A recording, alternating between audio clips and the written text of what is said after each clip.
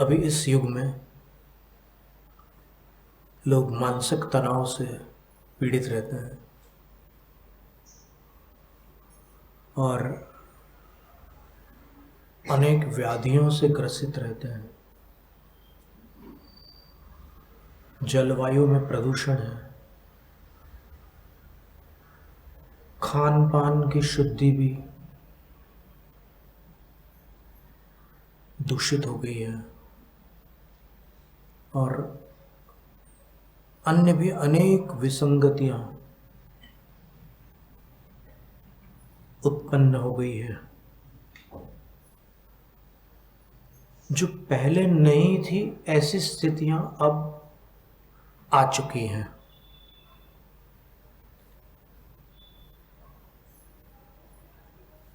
विचार करने पर जो प्रश्न मन में था कि ऐसा हुआ क्यों। शताब्दियों से जो जैन परंपरा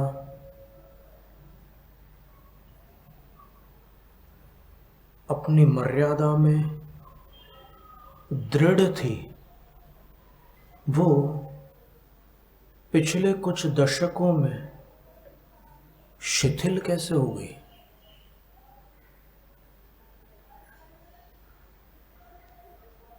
लोग ऐसे काम कैसे करने लग गए जो काम स्वप्न में भी कभी कोई जैन नहीं कर सकता।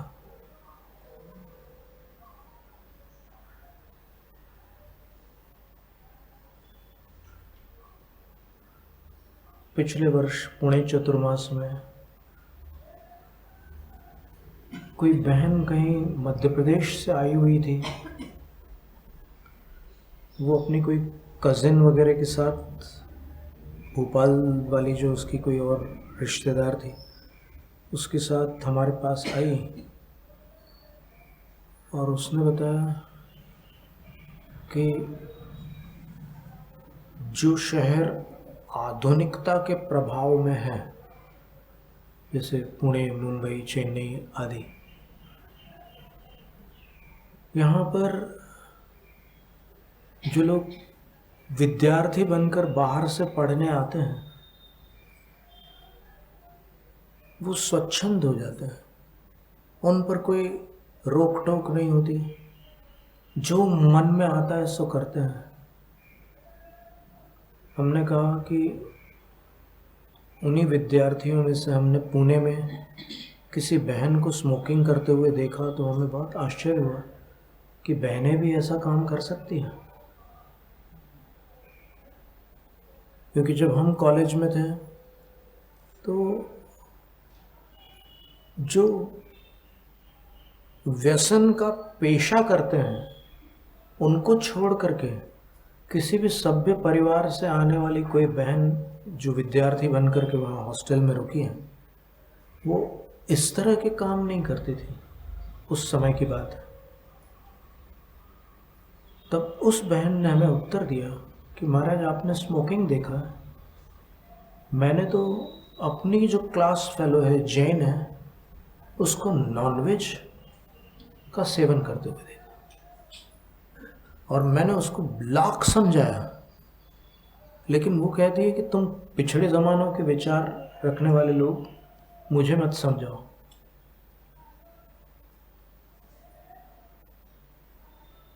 मनुष्य को समय के साथ चलना होता है। जब आज ये ट्रेंड है, आज सब लोग ले रहे हैं, मैं क्यों ना लूं? तो ये बात बड़ी शॉकिंग है।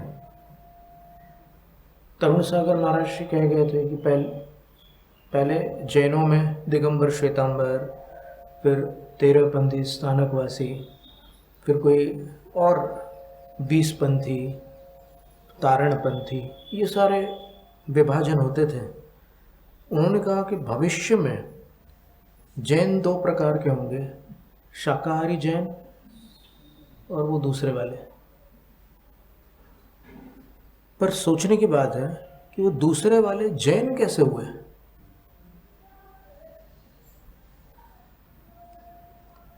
पैदा हुए जैन कुल में, उस दृष्टि से जैन कह लो, लेकिन आचार विचार तो समाप्त हो गया। ऐसी स्थिति में अभिभावकों को संभालने की आवश्यकता है, और उसके लिए हम एक जानकारी देते हैं आपको। क्योंकि क्या होता है कि उपदेश देना बहुत आसान, सब लोग उपदेश देते हैं, उपाय बताना बहुत ज़रूरी है। उपदेश से अधिक आवश्यक उपाय बताना है। उपाय ये था कि एक बार मुंबई में एक यूनुस खान जी हैं, उन्होंने इंटरव्यू लिया किसी माँ का और पूछा कि आपका लड़का बाहर पढ़ने जा रहा है, तो कहीं संगति में बिगड़ गया तो आपको चिंता नहीं होती? आप इतने प्रसन्न होकर के उसको भेज रहे हो। तो उस माँ ने उत्तर दिया कि मेरे बेटे की मुझे चिंता नहीं है। क्यों? ऐसा तो सभी लोग कहते हैं कि हमारा बेटा हमारी बेटी कभी गलत राह पर नहीं जा सकते, लेकिन जो जितने सीधे होते हैं वो आगे चलकर उतने टेढ़े निकलते हैं। तो आप ये कैसे विश्वासपूर्वक कह सकते हो कि ये नहीं बिगड़ेगा? तो उस माँ ने कहा कि मैंने उससे एक शपथ ली है, उससे एक वादा करवाया मैंने। तो वो इंटरव्यूअर है, वो बोलते हैं कि वादे तो तोड़ने में कहाँ देर लगती है, कस्में वादे प्यार वफा सब बातें हैं, बातों का क्या।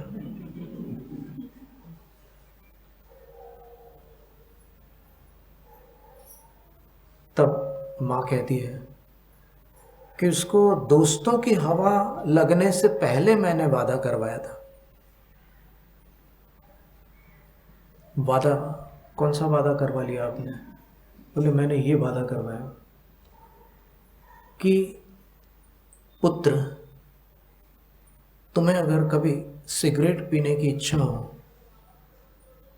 तो मेरी अनुमति है। तुम्हें अगर मदिरा पान करने की इच्छा हो, मेरी अनुमति है। तुम्हें अगर और कोई व्यसन करने की इच्छा हो, अय्याशी करने की इच्छा हो, या और कोई भी व्यसन करने की इच्छा हो, तो मेरी अनुमति है।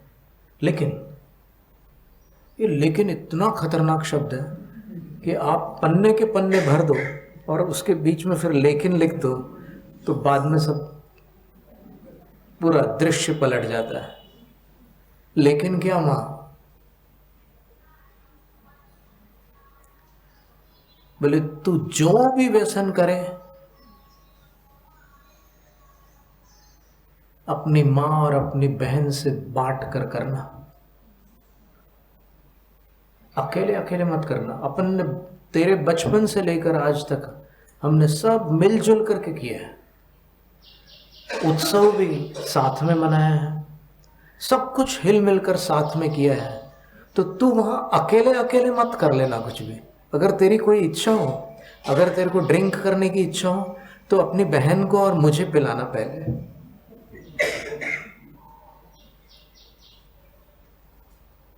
वो दंग रह गया कि माताओं का भी क्या दिमाग चलता है। कभी कभी कोई चीज़ ऐसी रहती है जो कोई नहीं सुलझा सकता और माँ सुलझा देती है। इसलिए भारत देश में नारी जाति का बड़ा योगदान है संस्कारों की रक्षा में। यदि इस समय विशेष रूप से वो सजग रहें और अपने बच्चों को अच्छे से संस्कार, सिर्फ पढ़ाओगे तो फिर वो कमाएगा और कुछ नहीं करेगा। इसलिए माता पिता का कर्तव्य केवल उसको पढ़ा लिखा कर पैरों पर खड़ा करना नहीं है। संस्कारित कौन करेगा? पढ़ाने वाले तो टीचर्स बैठे हुए हैं स्कूल में, और संस्कारित कौन करेगा? अब जब बिगड़ जाता है तो फिर साधुओं के पास ले जाते हो, महाराज ये थोड़ा सा इसको सुधारो, आप बिगाड़ो तुम, सुधारे साधु। ये क्या तरीका है?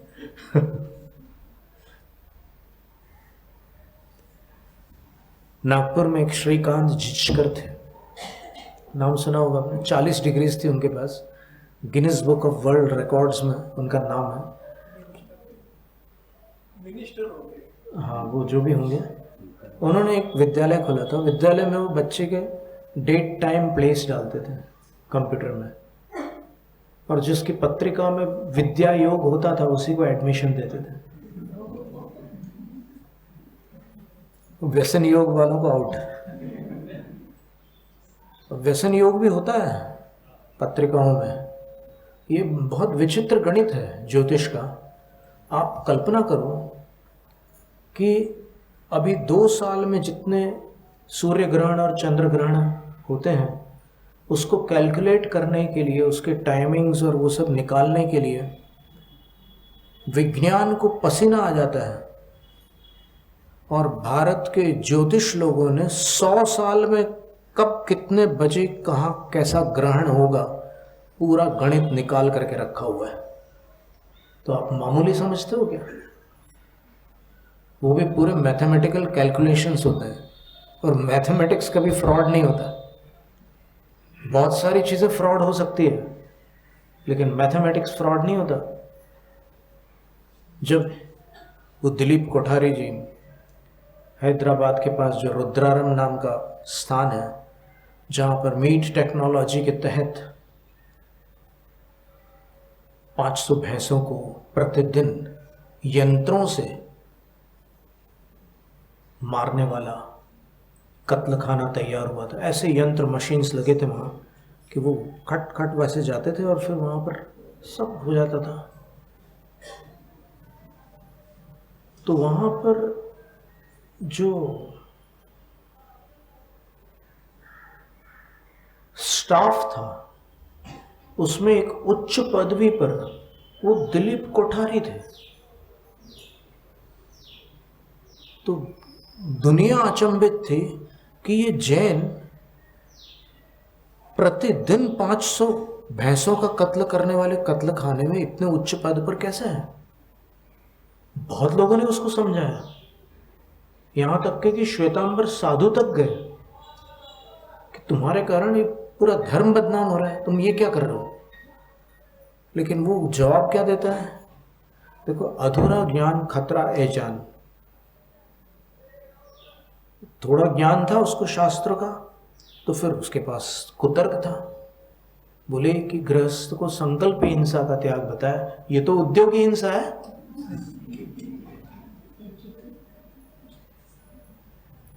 फिर अंततः एक जैन विद्वान है, कोल्हापुर में है कहीं,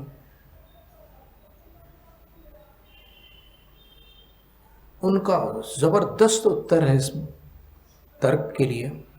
उनका कहना यह है कि ये आरंभ और उद्योग जो वृषभदेव तीर्थंकर ने बताए हैं वो ही जैनों के लिए प्रामाणिक है।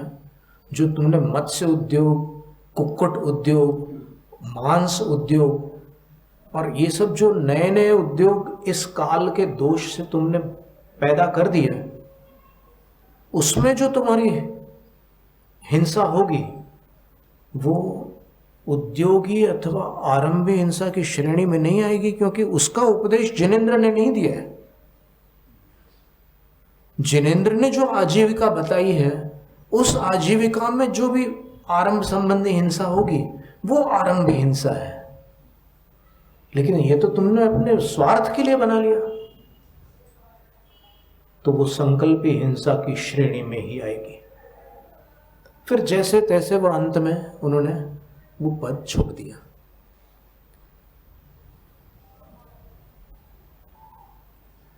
इस दुनिया में इतना दुख है, तिर्यंचों को तो कितना दुख है, इसकी कोई सीमा नहीं है। मनुष्य भी बहुत ज्यादा दुखी है। तो ऐसी स्थिति में अभी जो आज घोषणा हुई है कि सुखी जीवन के जो उपाय हैं उस पर अपने को थोड़ी सी कुछ बातें करनी थी। ये जो जीव दया की मूर्ति यहाँ पर उपस्थित है, विलास भाई शाह, इन्होंने 14 लाख प्राणियों को कत्ल खाने से बचा लिया, जो इल्लीगली जा रहे थे उनकी रक्षा की, और इनके ऊपर हमला भी हुआ। अभी उन्होंने अपना वस्त्र थोड़ा सा उघाड़ के दिखाया था, तो यहाँ पर वो आघात अब भी दिखता है।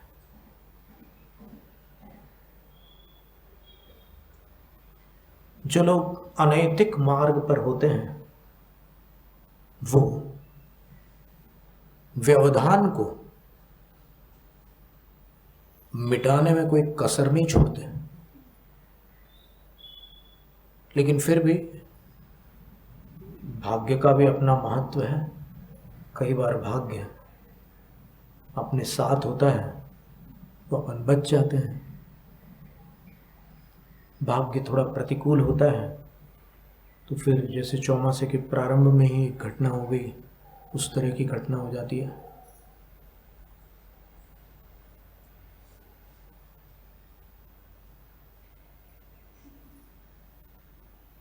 स्वतंत्रता संग्राम में लाखों लोगों के प्राण गए हैं, और उन लाखों लोगों में हजारों लोग जैन थे।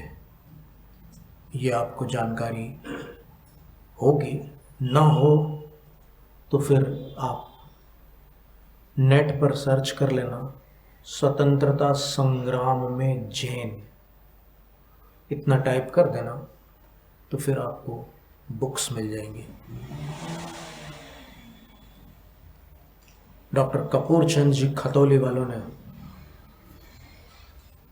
3 भाग लिखे हैं, पूरे देश में जा करके जहाँ जहाँ जैनों में स्वतंत्रता संग्राम सेनानी हुए थे उन सब का संग्रह किया, और 3 पुस्तकें उन्होंने 3 ऐसे खंड प्रकाशित किए।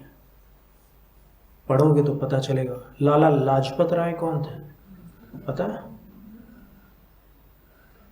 जैन। तो और कितने तीर्थंकरों ने युद्ध किया है पता है आपको?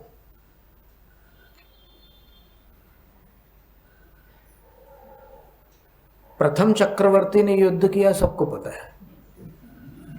वो असली में भाई के साथ युद्ध हो गया था ना, तो वो बात ज्यादा फैल गई।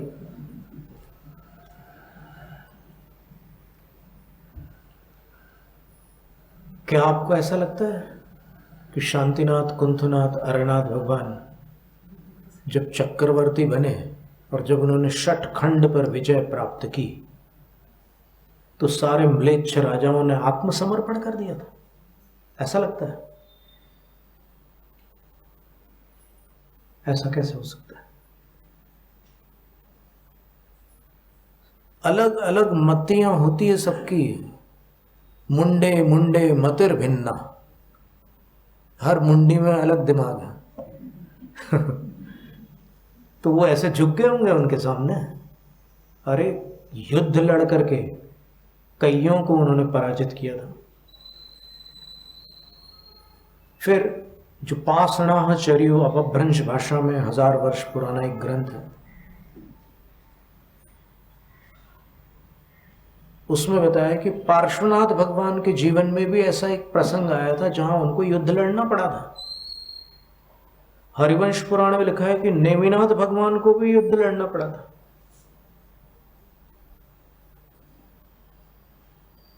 तो गृहस्थ जीवन में संकल्प हिंसा का त्याग होता है। किसी निरपराध की हिंसा नहीं करेंगे हम, व्यर्थ में किसी प्राणी को पीड़ित नहीं करेंगे, चींटी को भी बचाएंगे जहां तक बनेगा।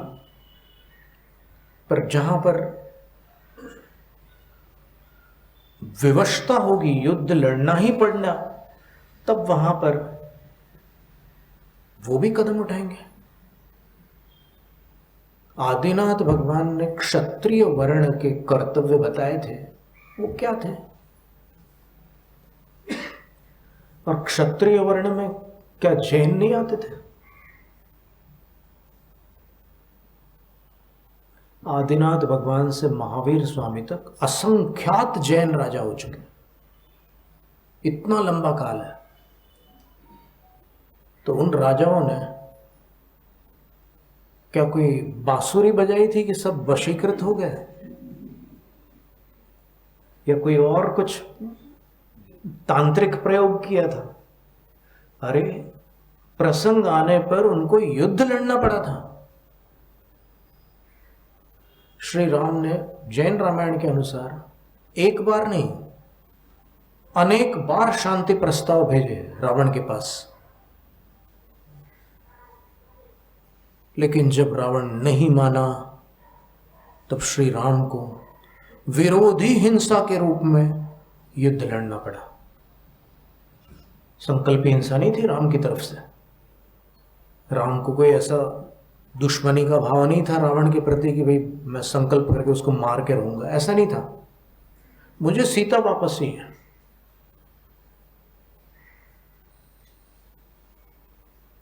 फिर युद्ध हुआ, और युद्ध में जो हुआ सबको पता है। तो ऐसी स्थितियां भी जैन शासन में, पुराणों में और सिद्धांत में भी आती है। भरत चक्रवर्ती, अब जो लोग स्वाध्याय करने वाले हैं उनसे हम पूछते हैं कौन से गुणस्थान वाले थे भरत चक्रवर्ती? वो सम्यक दृष्टि थे कि मिथ्या दृष्टि? सम्यक दृष्टि थे। सर्वार्थ सिद्धि से आने वाले सम्यक दृष्टि ही होते हैं। तो अब गुणस्थान कौन सा था? वो व्रती थे कि अव्रती थे? भरत चक्रवर्ती के विषय में महापुराण में लिखा है भगवत जिनसेन आचार्य महाराज ने कि वो व्रती थे, और उन्होंने जो बाहुबली के साथ युद्ध किया वो विरोधी हिंसा के रूप में किया, क्योंकि उनको अपने चक्रवर्ती पद में एक ही विरोधी सामने खड़ा हुआ दिख रहा था। फिर बाद में जो हुआ सो हुआ, वो एक अलग बात है। तो ऐसी स्थितियां भी आती हैं। तो जिस तरीके से इन्होंने प्राणियों की रक्षा की है उसमें काफी उठापटक हुई है। कोई बहुत आसानी से नहीं होते ये काम। अभी जब हम गौशाला में रुके थे, यहाँ प्रवेश के पूर्व, इसकी प्रवेश की पूर्व संध्या पर हम वहाँ पहुँचे थे, तो हम सब जानवरों से मिले, बछड़ों से भी मिले। और जब हम रात में विश्राम करने वाले थे तो 10 से 10:15 बजे एक गाड़ी आई, और उस गाड़ी में बहुत सारे प्राणियों को बचा करके वो लोग कहीं से पकड़कर ले आए और गौशाला में सुरक्षित कर दिया। तो यानी ये प्रत्यक्ष सामने की घटना है। सुनी हुई बात अलग होती है कि यहाँ पर हम लोग बचाते हैं, जानवरों को छुड़ाते हैं और फिर यहाँ उनकी देख रेख होती है। उस गाड़ी आई सामने, 10 सवा 10 के बीच की बात है। तो ये जीव दया के जो कार्य हैं इसमें केवल मानसिक समर्थन अपेक्षित नहीं है, इसमें सक्रिय करुणा की आवश्यकता है। यानी आप जितना भी योगदान दे सकते हैं जीव दया के लिए, धार्मिक क्षेत्र में जो दान आप दे रहे हैं वो एक अलग राशि है। भाव संग्रह में कार्तिकेय अनुप्रेक्षा की टीका में बताया है कि एक जैन की आमदनी के 6 भाग होते हैं। उन 6 भागों में एक भाग दूसरों की भलाई के लिए होता है। धर्म के लिए अलग भाग होता है, कुटुंब के लिए अलग होता है, खुद अपने लिए अलग होता है, आपत्ति काल के लिए अलग होता है। ऐसे कुल 6 भाग बताए हमने, 5 तो बता ही दिया आपको। तो दूसरों की भलाई के लिए, उस भलाई में क्या जानवर पक्षी नहीं आएंगे? एक दिन में भारत देश में लगभग 2 लाख जानवर और पक्षियों का कत्ल होता है। अभी आपने बताया 2 लाख किसको कहते हैं? 9 वर्ष पहले 64 मशीनी कत्ल खाने थे, आज 80 हैं।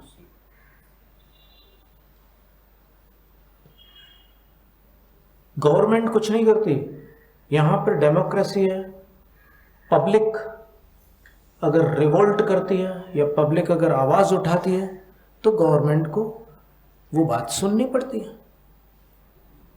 तो पैसों की तो ज़रूरत पड़ती है, नो फंड्स नो वर्क, दाम नहीं काम नहीं, तो पैसों की ज़रूरत पड़ती है तो वो किसी भी साधन से पैसे आ जाए। लेकिन नहीं, अब अपने को सक्रिय करुणा में तत्पर होना होगा। निष्क्रिय करुणा से क्या होगा बताओ आप? कोई प्राणी मर रहा है और आप ऐसे आवाज करके आगे बढ़ गए, तो फिर ये क्या है? यही शिक्षा है क्या महावीर भगवान की? उसकी मदद करो, उसको नमोकार मंत्र सुनो। अगर प्राण निकलने वाले हैं तो नमोकार सुना दो, पर ऐसे आवाज निकाल कर वहां से खिसक लेना कोई सही प्रशिक्षण नहीं है। तो सुखी जीवन के 4 सूत्र हैं, हमने पढ़े थे, एक पुस्तक में पढ़े थे। पहला सूत्र है कि दिन में थोड़ा समय धर्म के लिए लगाओ, और जितना भी समय धर्म के लिए लगाते हो तो पूरी तन्मयता के साथ, अधूरे मन से नहीं। आपको 5 माला करनी है, आप कर रहे हैं 5 माला, बाजू में मोबाइल भी है, सब काम चल रहा है, इधर हाथ में माला घूम रही, उधर मोबाइल में सब चालू है। मन लगा करके धर्म करना है, चाहे 5 मिनट करो आप, लेकिन पूरे मन से। फिर दूसरा है सोते समय रात में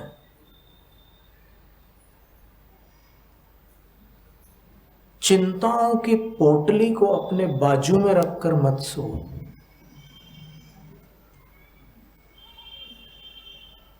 निश्चिंत होकर सो, जो होगा कल देखा जाएगा। चिंताओं को साथ में लेकर के नहीं सोना है। तीसरी चीज, स्वस्थ संगीत पसंद करना। स्वस्थ संगीत, अब स्वस्थ संगीत कौन सा है? उस्ताद अमजद अली खान ने कहा है कि भारत का पुराना संगीत जो मिलावटी नहीं था, उसको सुनने वालों के सिर हिलते थे। अब जो नया संगीत आ गया है उसको सुनने से पैर हिलते हैं। तो संगीत सिर से पैर में आ गया, तो वो हल्का संगीत नहीं। अच्छा, जो हम ये नहीं कहते कि आप प्योर क्लासिकल ही सुनो, सेमी क्लासिकल भी सुन सकते हैं, लेकिन जिसमें सुरों का प्रभाव हो। एक सितार वादक थे, वो जब सितार बजाते थे तो श्रोताओं को भले कुछ भी ना समझ में आता हो, कई श्रोता ऐसे भी होते थे कि उनको ये भी नहीं पता होता था कि ये भैरवी बजा रहे हैं या मालकौंस बजा रहे हैं या भोपाली, पता नहीं रहता था उनको, राग के बारे में जानकारी नहीं, लेकिन सुनने वालों की आंखों से आंसू जरूर झरते थे। इसका नाम संगीत है, कि जो हृदय को छू ले। ऐसा संगीत पसंद करो। दिन में एक आध बार उस शुद्ध संगीत का श्रवण करने से जीवन सुखी होता है। वो चाहे भजन के रूप में हो, चाहे स्तोत्र पाठ के रूप में हो, चाहे और कोई वैराग्य गीत आदि के रूप में हो, लेकिन उसका प्रभाव पड़ता है। 4 लाइनें अपन ऐसे पढ़ करके बोलते हैं, बीतने वाली घड़ी को कौन लौटा पाएगा, तो लोग सुनते हैं, लेकिन जब उसको भारतीय संगीत से जोड़ करके पढ़ते हैं तो फिर अंदर तक के आत्मा प्रभावित हो जाती है। बीतने वाली घड़ी को कौन लौटा पाएगा, यह सुअवसर खो दिया तो अंत में पछताएगा, जिंदगी भर का कमाया साथ में क्या जाएगा, जिंदगी भर का कमाया साथ में क्या जाएगा, इस धरा पर सब धरा रह जाएगा। तो सुखी जीवन का तीसरा सूत्र है स्वस्थ संगीत। पहला सूत्र क्या था? कहीं ऐसा ना हो कि पहला भूल जाए। क्या था? मन लगाकर प्रतिदिन धर्म करना। दूसरा निश्चिंत होकर सोना। तीसरा स्वस्थ संगीत। और चौथा है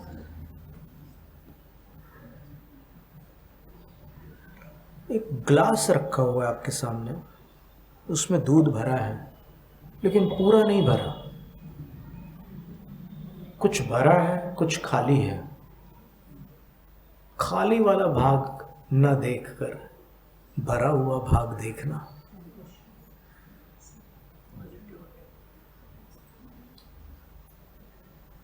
उस ग्लास को आधा खाली मत देखो, उस ग्लास को आधा भरा देखो, क्योंकि सबका ग्लास आधा है। आचार्य दीक्षा शिक्षा गुरु विद्यासागर महाराज कहते हैं कि अभाव का नाम संसार है। संसार है तब तक कोई ना कोई अभाव तो रहेगा, तो उसको देखोगे तो आकुलता होगी, और जो मिला है उसको देखोगे तो लगेगा कि हम खाली नहीं हैं। ये सुखी जीवन के 4 सूत्र हैं। तो अब जितना जिसको याद रहे, जितना जो अमल कर पाए उसके हाथ में है, तो इतना ही पर्याप्त है। जैनम जयतु शासन। वांछित फलदात्री चिंतामणि सदृश मात तेरा, वंदन करने वाले मुझको मिले पता मेरा। बोधि समाधि विशुद्ध भावना आत्म सिद्धि मुझको मिले, और मैं पा जाऊं मां मोक्ष महासुख को।